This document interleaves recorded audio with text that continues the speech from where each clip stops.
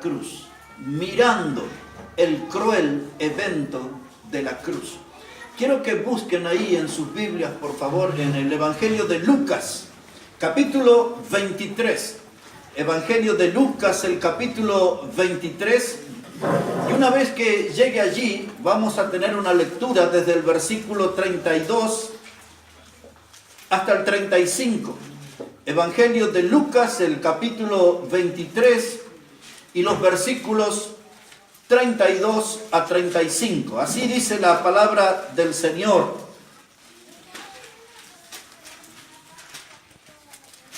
Llevaban también con él a otros dos que eran malhechores para ser muertos. Y cuando llegaron al lugar llamado de la Calavera, le crucificaron allí. Y a los malhechores, uno a la derecha y otro a la izquierda. Y Jesús decía: Padre, perdónalos porque no saben lo que hacen. Y repartieron entre sí sus vestidos, echando suertes. Y el pueblo estaba mirando. Quiero que ponga atención a esa frase. Y el pueblo estaba mirando. Y aún los gobernantes se burlaban de él, diciendo: a otro salvó, sálvese a sí mismo, si este es el Cristo, el escogido de Dios. Los soldados también le escarnecían, acercándose y presentándole vinagre y diciendo: si tú eres el rey de los judíos, sálvate a ti mismo. Así que dice la palabra de Dios que el pueblo estaba mirando. Y nosotros hoy podemos decir que el mundo está mirando también a esa cruz. Pero el mundo responde de un modo diferente. Nosotros hemos respondido al mensaje de esa cruz con el beneficio de creer en Cristo como nuestro Salvador. Esa fue nuestra respuesta a lo que estaba sucediendo en la cruz. Entendimos que quien moría era nuestro Salvador y creímos en Él. Pero hoy el mundo, cuando mira ese evento de la cruz, le da la espalda, no le encuentra un significado, no aceptan la invitación para ser salvo, pero todo el mundo está mirando lo que pasó en esa cruz. El texto que nos ocupa dice: y el pueblo estaba mirando. Y cuando usted sigue con atención todo el contexto, va a encontrar que los gobernantes y los líderes religiosos se burlaban y lo desafiaban al Señor. Si confió en Dios, que le salve Él. Los soldados se burlaban y le decían: sálvate a ti mismo. Y si usted sigue la lectura, uno de los ladrones que crucificaron le desafió y le dijo: si tú eres el Hijo de Dios, desciende de esta cruz y sálvate a ti mismo. Todos se burlaban de él. Y hoy esa cruz es mirada también como objeto de burlas. No es poca la gente que insulta a la cruz. No es poca la gente que insulta a quien murió en la cruz. El mundo moderno sigue mostrando un desprecio por aquel que murió en la cruz. Y el Evangelio nos dice: y el pueblo estaba mirando. Y hoy el mundo está mirando. Algunos miran con desprecio, otros con indiferencia. Pero gracias a Dios que nosotros hemos mirado a esa cruz con fe. Y Cristo nos salvó. Murió en esa cruz, ocupando nuestro lugar. Y hoy Él es nuestro Salvador. ¿Qué era todo lo que sucedió en este día? Mientras miramos en la cruz, aquella jornada comenzó celebrando la Pascua. Dice el Evangelio de Mateo que ellos estaban reunidos y Él partió el pan y compartió la copa. Y luego que hubieron cenado, cantaron un himno y se fueron allí junto al huerto de Getsemaní. En el huerto de Getsemaní fue donde el Señor le pidió a los discípulos que le acompañen en oración. Y luego les tuvo que reprender diciendo que no pudieron velar ni una hora. En el huerto de Getsemaní es la instancia previa a la cruz. Allí en el huerto de Getsemaní fue donde él oró, estando en agonía, dice el Evangelio. Oró intensamente y tuvo que venir un ángel para ayudarle, acompañarle allí. Allí en Getsemaní fue donde la Biblia nos enseña que él sudó como grandes gotas de sangre. Él estaba tan entregado en esa batalla, en la oración. Y en esa oración él estaba pidiéndole a Dios para que tenga misericordia por nosotros, los pecadores. Cada vez que paso por ese texto, yo siento esa emoción de saber que aquel día en Getsemaní mi nombre estuvo en la lista de oración del Señor. Él oró al cielo pidiendo por misericordia para nosotros, los pecadores. Y allí en Getsemaní donde fue que apareció esa turba, encabezada por aquel hombre llamado Judas el Iscariote. Y dice que le apresaron al Señor y salieron a él con palos, dice la palabra de Dios. Esa gente no era gente cariñosa, era gente que vino allí con gran furia. Y Pedro sacó su espada y cortó la oreja del siervo del sumo sacerdote que se llamaba Malco. Y el Señor le exhorta a Pedro y le dice que él debía guardar su espada. Y luego que le llevaron allí frente al sumo sacerdote, el Caifás. Y allí se burlaron y allí fue donde le escupieron en la cara y le dijeron que este hombre era reo de muerte. Y todos se empezaron a poner de acuerdo. Y luego él fue llevado a Pilato. Y Pilato, en ese acto que tanto conocemos, que se lavó las manos, se hizo el desentendido, porque la esposa le había hablado a Pilato al oído y le dijo: no tengas nada que ver con este justo. Así le dijo: no tengas nada que ver con este justo, porque he padecido por causa de él en sueños. Esa mujer reconocía que ese hombre era inocente, reconocía que ese hombre era el Hijo de Dios sin pecado. Ella dijo: no tengas nada que ver con este justo. Y Pilato le dijo al pueblo: yo ningún mal veo en este hombre. Pero aquel coro infame se levantó y la multitud comenzó a gritar: crucifícale, crucifícale, crucifícale. Y Pilato, como hábil político, quiso complacer al pueblo y les pasó a ellos una elección: si querían ver suelto a Jesús o querían ver suelto a Barrabás. Cuando usted lee los distintos evangelios, el evangelio de Juan, el evangelio de Lucas, lo presentan a Barrabás como un hombre que había sido un ladrón, y otro lo presenta como un homicida, un asesino. Y la gente eligió esa clase de persona. La gente gritó que liberen a Barrabás, que liberen al ladrón, que liberen al asesino. Y Pilato dijo: ¿y de Jesús? Y la gente dijo: crucifícale, crucifícale.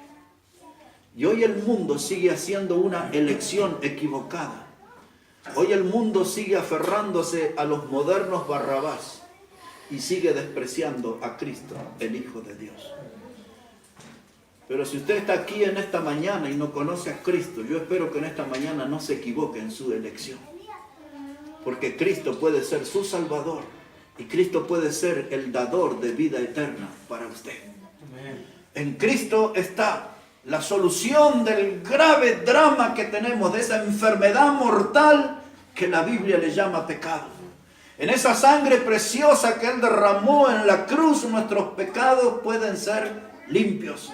Y nuestra alma puede ser salva y salva eternamente. Nos encanta leer en la palabra de Dios, en ese texto del Evangelio de Juan, en el capítulo 3 y el verso 16, donde en la parte final dice que todo aquel que en Él cree no se pierde, mas tiene vida eterna. Y ese es el privilegio que hoy tenemos de haber creído en Cristo. Y Él nos ha dado esa vida eterna prometida en la Biblia, la palabra de Dios. El pueblo estaba mirando. El pueblo estaba mirando. ¿Y qué era lo que sucedía allí?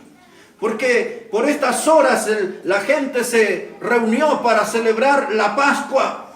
La Pascua era una reunión, una celebración nacional, donde todos recordaban la liberación del cautiverio en Egipto en los días de Moisés.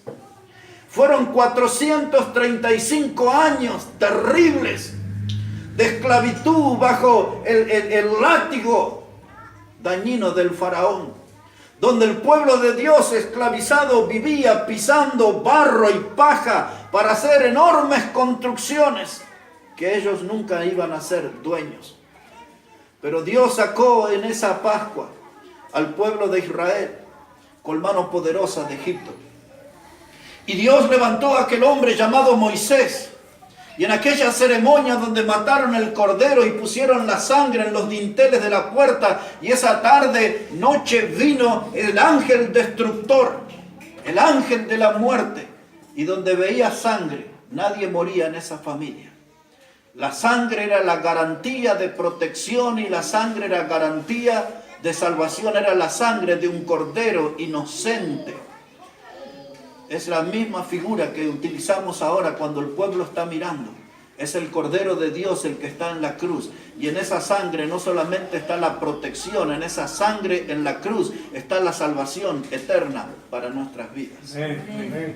Y el pueblo estaba mirando. La gente acostumbraba allí a matar un cordero y preparaban unas hierbas amargas para recordar aquellos años de aflicción en Egipto. Y ahora aquí era una Pascua, pero esta Pascua se estaba volviendo una fiesta extraña, porque más de 1,5 millones de personas venían a Jerusalén. Imagínense en aquel tiempo, judíos de diferentes naciones venían a Jerusalén para celebrar esa fiesta de la Pascua. Las calles llenas, las esquinas con fogones, con cánticos de salmos y la gente que se reunía para alabar y para adorar a Dios. Pero detrás de esa fiesta había allí un manto, hermano, que estaba cubriendo la intención de algunos de llevar al Hijo de Dios a la cruz y matarle. Y entonces ahora vamos a ir al Evangelio de Juan por un momento. En el capítulo 19, el Evangelio de Juan, el capítulo 19 y versículo 31. Y volvemos por un momento a la cruz, donde el pueblo estaba mirando. Y aquí en Juan, el capítulo 19, verso 31, hasta el versículo 37, van a ver aquí, hermanos, 3 hechos que son de los que quiero hablarles en esta mañana. Los 3 hechos más resonantes están aquí en este capítulo 19, verso 31 al 37, perdón. Dice la palabra: entonces los judíos, por cuanto era la víspera de la Pascua, a fin de que los cuerpos no quedasen en la cruz en el día de reposo, pues aquel día de reposo era de gran solemnidad, rogaron a Pilato que se les quebrasen las piernas y fuesen quitados de allí. Vinieron pues los soldados y quebraron las piernas al primero y asimismo al otro que había sido crucificado con él. Mas cuando llegaron a Jesús, como le vieron ya muerto, no le quebraron las piernas. Pero uno de los soldados le abrió el costado con una lanza y al instante salió sangre y agua. Y el que lo vio da testimonio y su testimonio es verdadero. Y él sabe que dice verdad para que vosotros también creáis. Porque estas cosas sucedieron para que se cumpliese la escritura. No será quebrado hueso suyo. Y también otra escritura dice: mirarán al que traspasaron. Los 3 hechos sobresalientes en este pasaje, mientras Cristo estaba en la cruz. Número 1, no pudieron quebrar sus piernas. El segundo hecho, su costado fue abierto. Y el tercer hecho, dice la palabra aquí, que mirarán al que traspasaron. Así que nos vamos a detener a estudiar en esta mañana estos 3 hechos.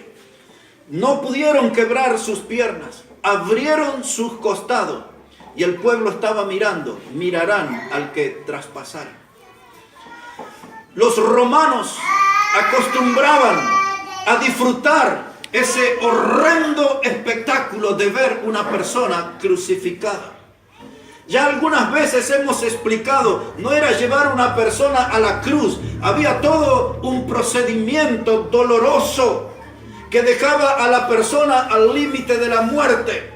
Con nuestro Señor le escupieron en su cara, le abofetearon en su cara, le pusieron una corona de espinas, le golpeaban con una caña, hundiendo esas espinas en sus sienes.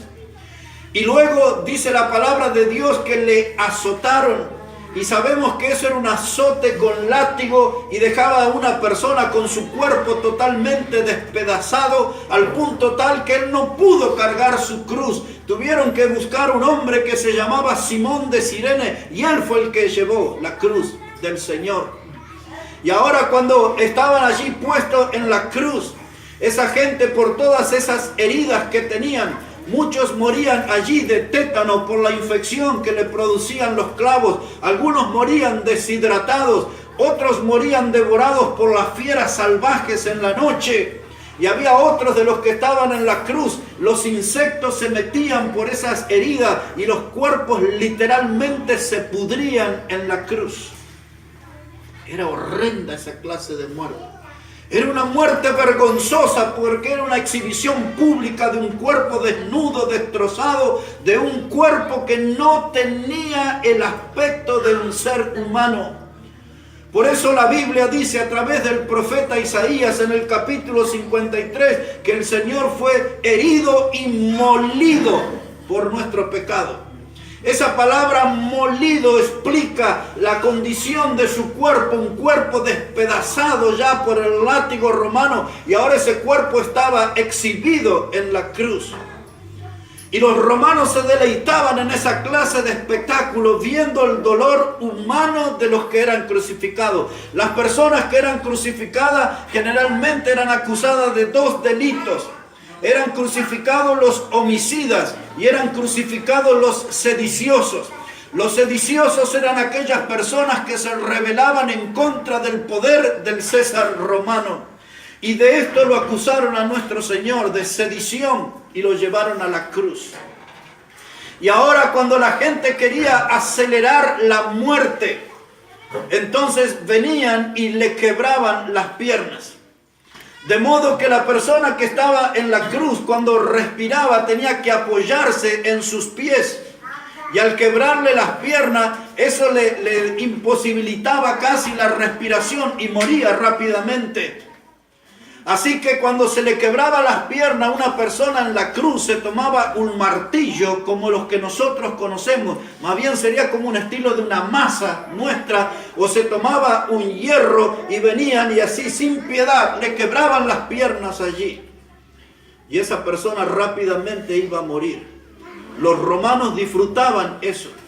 Pero los judíos vinieron, dice el texto que leímos, frente a Pilato y pidieron allí que bajaran rápidamente el cuerpo porque era la víspera de la Pascua. Y la palabra de Dios enseñaba en el Antiguo Testamento, en el libro de Deuteronomio, nos hablaba de que era maldito el hombre que moría en un madero.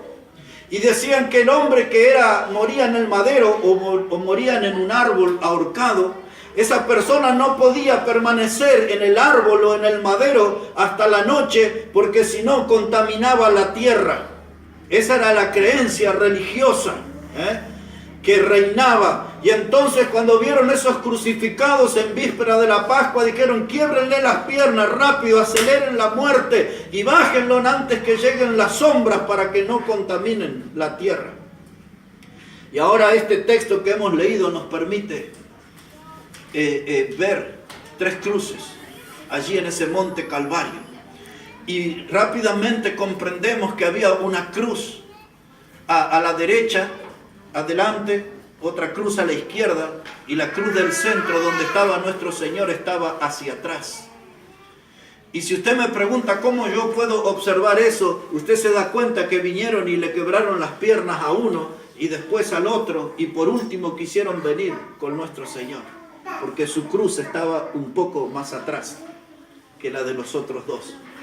Y les quebraron las piernas, pero cuando llegaron al Señor no pudieron hacerlo, porque había una escritura que debía cumplirse.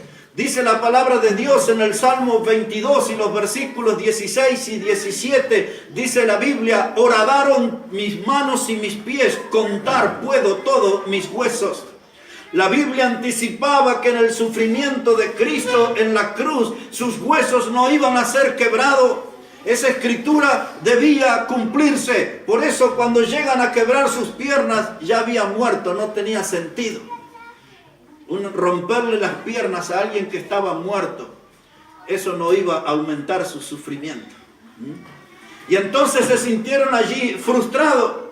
Y esto nos lleva al segundo hecho que yo quiero analizar en esta mañana. El primero era que no pudieron quebrar sus piernas. El segundo hecho es que abrieron su costado. Cuando el soldado romano vio que él había muerto, no hay ninguna duda que despertó en ira, en furia, y esa lanza desde abajo hacia arriba, hermano, así, le llegó hasta el corazón, esa lanza. Y aquí aparece la otra pregunta: ¿cómo sabe eso? Porque allí estaba, hermano, sangre y agua.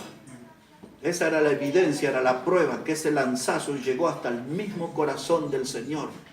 Y esa sangre y agua es la evidencia que Él derramó hasta su última gota de sangre a favor de nosotros los pecadores. Eso fue una entrega total, fue una entrega sin reserva. Y ese soldado dice que puso esa lanza, y Juan dice que él vio. Quien escribe esto, él vio. No es algo que le contaron. Él estaba allí junto a la cruz observando paso a paso, y él vio como esa sangre y esa agua salió del cuerpo del Señor hasta la última gota. Y ahora mire cómo dice la palabra de Dios aquí, verso 34 que hemos leído. Juan 19:34 dice: pero uno de los soldados le abrió el costado con una lanza, y al instante salió sangre y agua. Y el que lo vio da testimonio. O sea, Juan dice: yo lo vi, yo estoy contando esto. No es algo que escuché por ahí, lo vi con mis ojos y estoy para dar testimonio que esto sucedió así. Ahora, sin perder este pasaje, quiero que por un momento me acompañe al libro de Zacarías, porque allí está esta profecía. Zacarías, el capítulo 13 y el versículo 1. Mire cómo dice la palabra de Dios allí, Zacarías 13 y el versículo 1. Si tiene alguna dificultad para encontrar el pasaje, solamente me da atención, yo le voy a leer para usted. Dice la palabra: en aquel tiempo habrá un manantial abierto para la casa de David y para los habitantes de Jerusalén, para la purificación del pecado y de la inmundicia. Lo que sucedió en la cruz es el cumplimiento de esta profecía. Dice: en aquel tiempo habrá un manantial abierto. Dice que ese manantial sería para la purificación. Dice que ese manantial sería, hermano, para la purificación del pecado y la inmundicia. Por eso el Nuevo Testamento lo asegura, que la sangre de Cristo nos limpia de todo pecado. Ahí en la cruz, cuando el pueblo está mirando, el pueblo está viendo el cumplimiento de esta profecía. Hay un manantial abierto. Hay un costado abierto que derrama sangre preciosa. Y de esa agua, si usted quiere, también lo puede comparar con la palabra de Dios, porque cuando la Biblia se define a sí misma, dice que ella es el agua de vida. Esa agua nos hace pensar en la palabra de Dios y su mensaje de salvación eterna. Esa sangre nos habla de la limpieza total de nuestros pecados y de la bendición de la salvación eterna. Hay un manantial abierto que sale de Emanuel, dice un himno. Porque Emanuel es el nombre para Cristo, es el nombre que significa Dios con nosotros. Dios con nosotros. Ahí está ese manantial, esa fuente de bendición, mis hermanos. Ese costado herido también iba a ser la identidad. Porque cuando el Señor resucitó y se presentó a sus discípulos, había uno que dudaba. Había uno que tenía una actitud de incrédulo, se llamaba Tomás, ¿recuerda? Y el Señor iba a mostrar esa herida en el costado como evidencia que era Él resucitado. Y le dijo: Tomás, toca mis manos. Tomás, pon tu mano en mi costado. Aquí está la prueba. La lanza que abrió mi costado para que salga esa agua y esa sangre, ese manantial.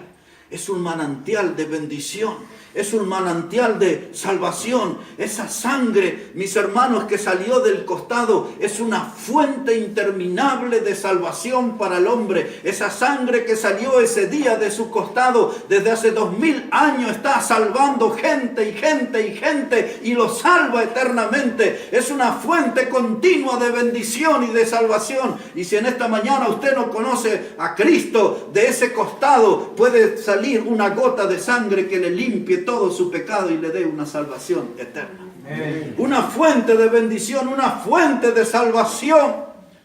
En esa sangre derramada está la solución para mi grave problema del pecado. En la sangre preciosa de Cristo. El primer hecho, no pudieron quebrar sus piernas.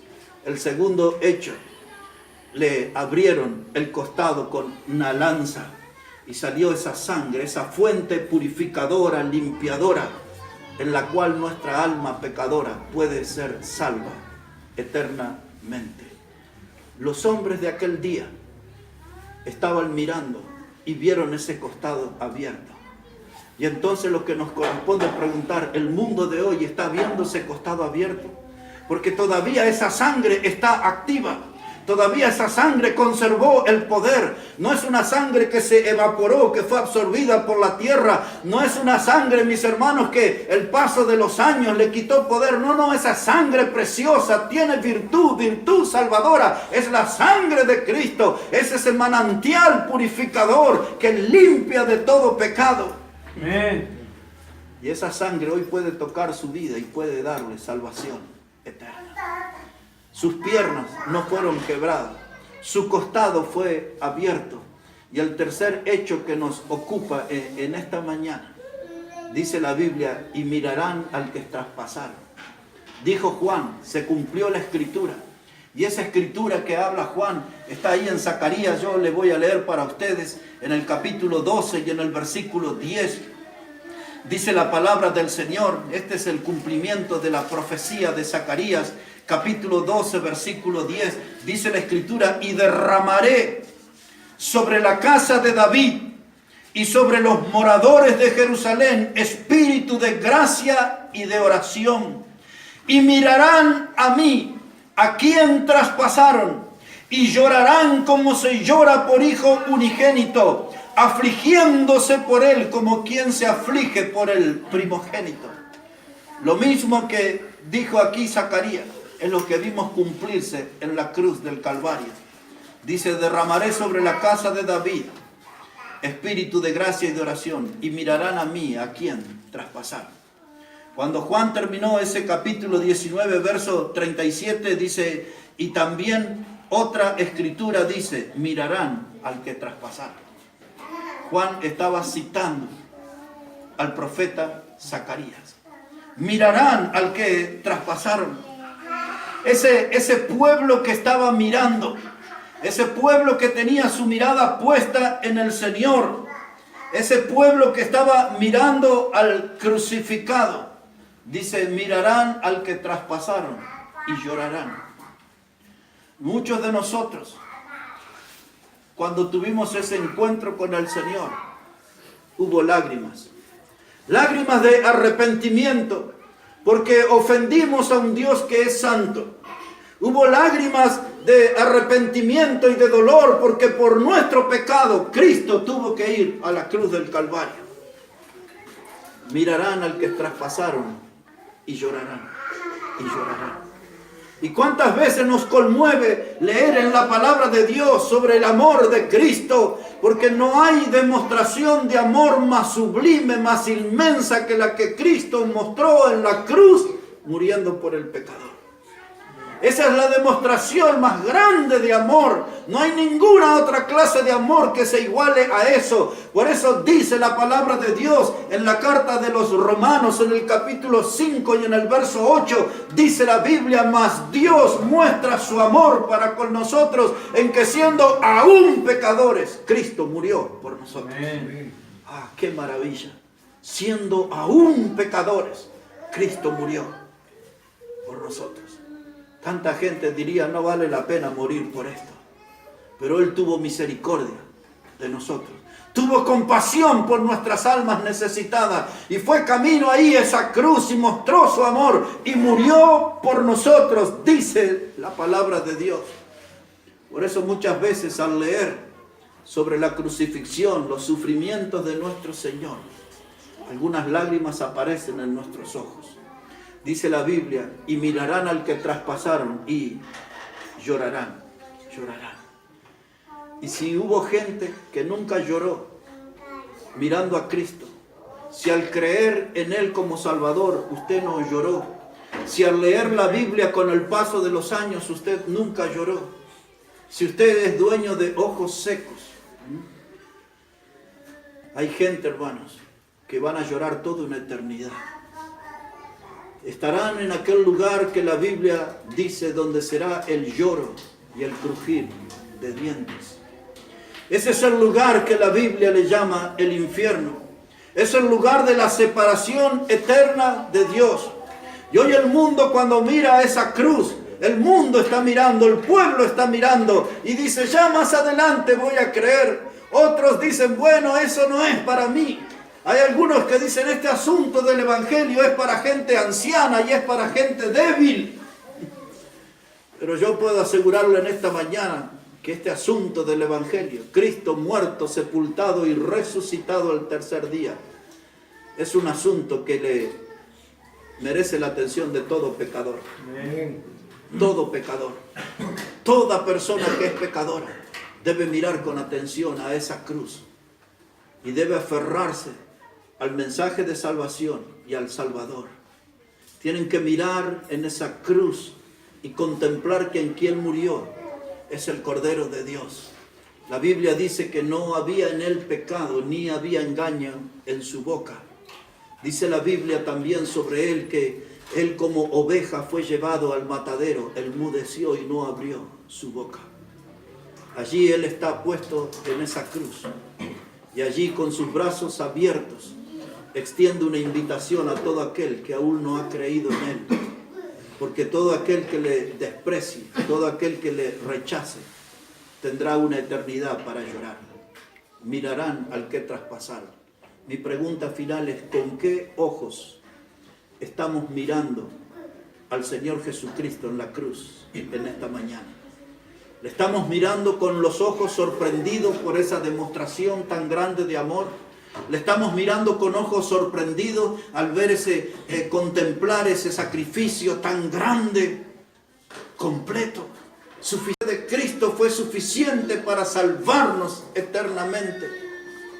Pero si usted lo mira allí en esa cruz con ojos de incredulidad, si usted lo mira allí en esa cruz con ojos de indiferencia, si usted lo mira allí en esa cruz y dice: esto no es para mí, no tiene nada que ver conmigo, entonces usted llorará, pero por toda una eternidad, en un lugar que la Biblia le llama infierno. Por eso en esta mañana venimos a esta reunión de recordación. Venimos a esta reunión que al comienzo dijimos: es una ceremonia de gozo, es una ceremonia de alegría. Este es para estar aquí con un grito de triunfo. Nuestro Cristo vive, nuestro Cristo resucitó. Amen. Y eso es lo que nos convoca. No venimos aquí para adorar un ídolo muerto, sino que venimos para encontrarnos con el Cristo vivo y resucitado. Amen. Y postrarnos delante de Él y adorarle y honrarle, porque Él es digno de toda nuestra alabanza, de toda nuestra honra y de toda nuestra gloria. Él es el Cordero de Dios, el que quita el pecado del mundo.